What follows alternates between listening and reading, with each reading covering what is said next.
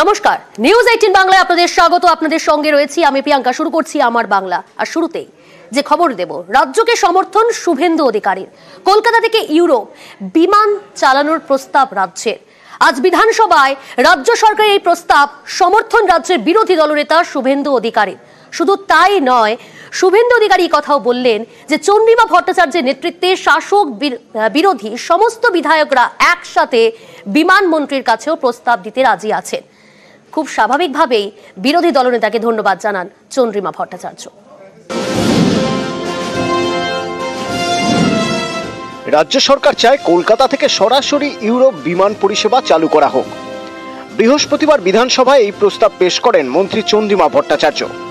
এই প্রস্তাবকে সমর্থন করেন বিরোধী দলনেতা শুভেন্দু অধিকারী। বিধানসভায় বলেন,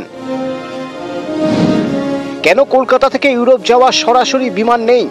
এই গতিতে সামিল হতে হবে, মানুষের সুবিধা হবে, রাজ্যের অর্থনৈতিক সুবিধা এর সঙ্গে জড়িত। আন্তর্জাতিক বিমান পরিবহনের বিষয়টি সরাসরি কেন্দ্রীয় সরকার বা অসামরিক বিমান পরিবহন মন্ত্রকের অধীনে নেই। দুই দেশের আন্তর্জাতিক সম্পর্ক বা চুক্তির উপর বিষয়টি নির্ভর করে। কলকাতা থেকে একাধিক দেশে এমনকি ইউরোপেও বিমান যাওয়ার জন্য চুক্তি রয়েছে। এছাড়া ওপেন স্কাই চুক্তিতেও কলকাতা আছে। কলকাতা বিমানবন্দর কিন্তু দুই চুক্তিতেই আছে। ফলে আমাদের রাজ্যকে নতুন করে আবেদন করতে হবে না। এরপর মন্ত্রী চন্দ্রিমা ভট্টাচার্যের উদ্দেশ্যে বিরোধী দলনেতা বলেন, আন্তর্জাতিক বিমান চালাতে আরো উদ্যোগ নিন।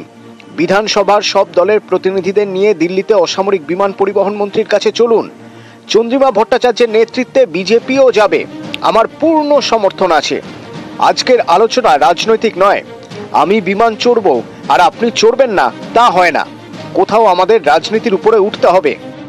এর পাল্টা বিরোধী দলনেতাকে ধন্যবাদ জানান মন্ত্রী চন্দ্রিমা ভট্টাচার্য।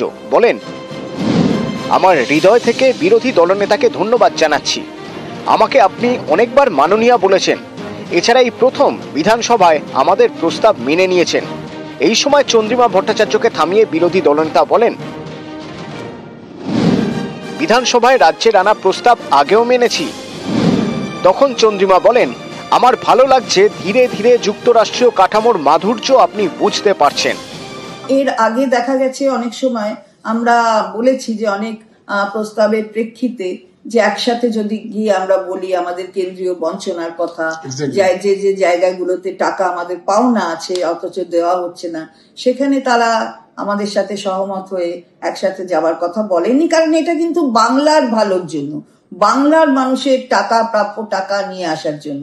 এখানে কোনো বিরোধী কিংবা সরকার পক্ষ এর মধ্যে কোনো বিরোধিতা থাকতে পারে না। এবারে দেখলাম যে উনি এটায় সহমত হয়েছেন। এই ক্ষেত্রেও দেখলাম যে বিরোধী দলনেতা বললেন যে তাদের পক্ষ থেকেও যাওয়া যেতে পারে। আবির ঘোষাল, নিউজ 18 বাংলা।